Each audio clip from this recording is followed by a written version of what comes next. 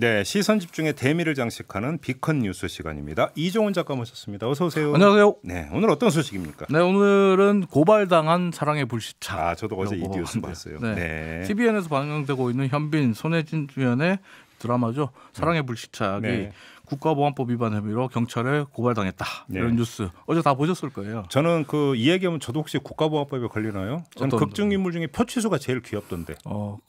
이 고발한 네. 기독자유당이라는 곳에서 본다면 그래서 국가보안법 위반이라는 거예요. 아, 그런가요? 네. 아, 사실 가상의 인물인데.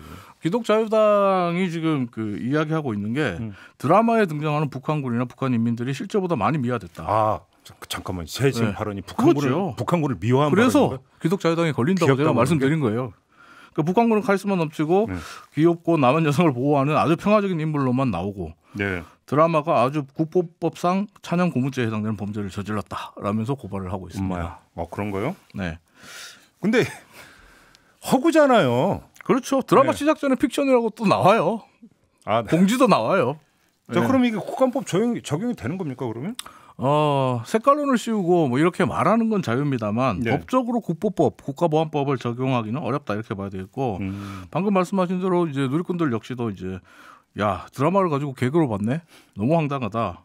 드라마 시작 전에 픽션이라고 나오는데 글씨 못 읽나요? 뭐 이런 뭐 황당하다는 반응들이 많고요. 네. 일부 누리꾼들 같은 경우 영국 소품 하나 갖고도 색깔론을 더 씌우는데 당연히 색깔론 들고 나올 줄 알았다. 야. 라면서 이런 반응이 나올 줄 알았다라는 예. 반응이 나오는데요. 예. 여기서 말하는 영국 소품, 작년 이제 11월 3일 성남 민회총이 한 공연을 했을 때 그때 한 공연자가 이 북한 김일성을 연상케 하는 배지를 셔츠에 달고 나온 적이 있거든요. 아, 이걸 그러네요? 가지고 자유한국당의 민경호 의원 등 성남시 자유한국당의 시의원들이 이제 성남시가 북한의 김일성을 찬양한다라면서 맹공했던 것을 말하기도 합니다. 그래요.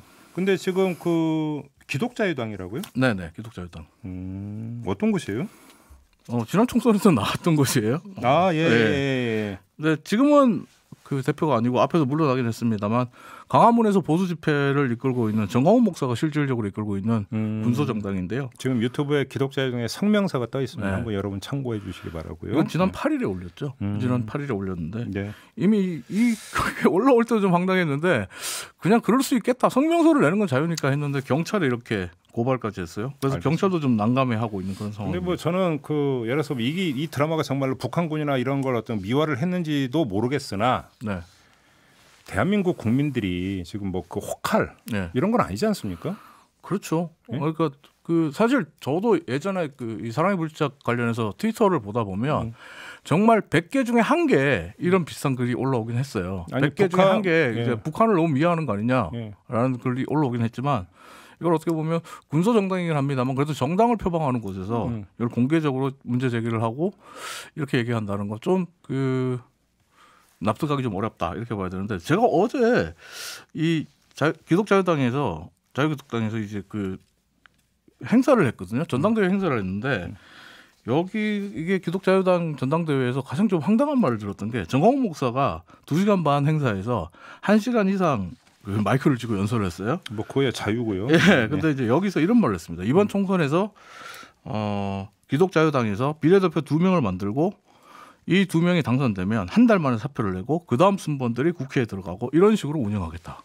뭐 그것도 자유고요. 근데 이게 가능한지 모르겠어요. 저도 국회에서 일을 해봤지만 이렇게 정당을 운영하고 국회의원을 선출한다? 이건 처음 들어보는 뭐 얘기예요. 이제 선거 얘기로까지 갈 이유는 없을 것 같고 네. 그냥 아무튼 국가보안법 위반이다라고 하는 주장이 타당한 것인가 이걸로만 좀 보고 우리 애청자 여러분들이 충분히 판단할 거라고 저는 생각을 합니다. 이건 제가 애청자 여러분들 판단을 묻지 않아도 될 것 같은데. 알겠습니다. 네. 자, 다음 소식으로 넘어가죠. 네, 혼자 밤에 밤길을 걷고 있는데 으슥한 골목길에 한쪽에 서 있던 차에서 창문이 내려가고 남자가 학생 이리 와봐 이렇게 한다면 기분이 어떨까요?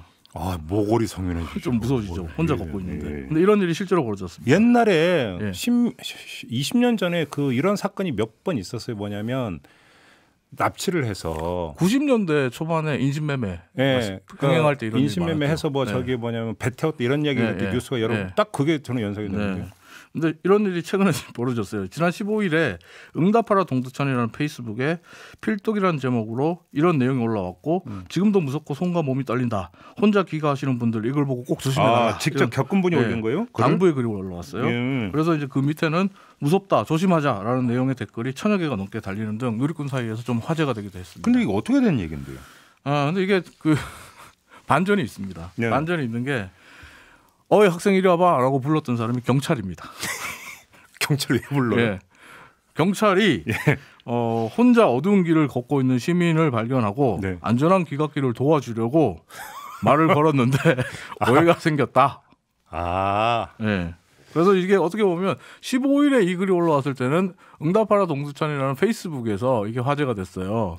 저는 이 경찰의 심정을 이해할 것 같아요. 왜요? 제가 엘리베이터를 타서 네. 요만한 이제 유치원 다니는 꼬마 애들은 이제 종종 맞닥뜨리는 꼬마 애들이 저를 보면 시선을 피하고요. 울겠죠, 엘리베이터 애들이. 구석으로 가서 그러니까 등 쥐고 서 있어요. 그러니까 제가 얼마나 선한 사람인데 이거 지금 비슷한 거잖아요, 지금 딱. 애들의 눈은 정확합니다. 참고로 말씀드리면요. 그리고 그러다 보니까 아무튼 누리꾼들 같은 경우는 이 부른 사람이 경찰이라는 게 그 좀 황당하다. 네. 아무리 경찰이라도 부드럽게 말해야지. 다짜고짜 학생 이리 와봐. 그럼 도망가는 게 정상이지. 라면서 경찰의 대응 방식이 좀 아쉽다라는 반응을 많이 보이고 있는데 네. 다음부터는 승합차가 아니라 경찰 순찰자를 세워놓고 네. 또 말도 학생 이리 와봐 같은 반말이 아니라 좀 부드럽고 친절하게 좀 다가갔으면 어떨까 하는 생각이 듭니다. 이건 제가 말을 안 섞는 게 나을 것 같아요.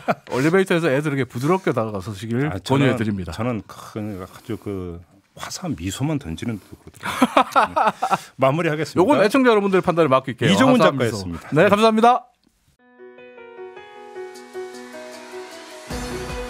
이슈의 핵심을 꿰뚫는 예리한 시선, 믿고 듣는 진품 시사 김종배 시선 집중.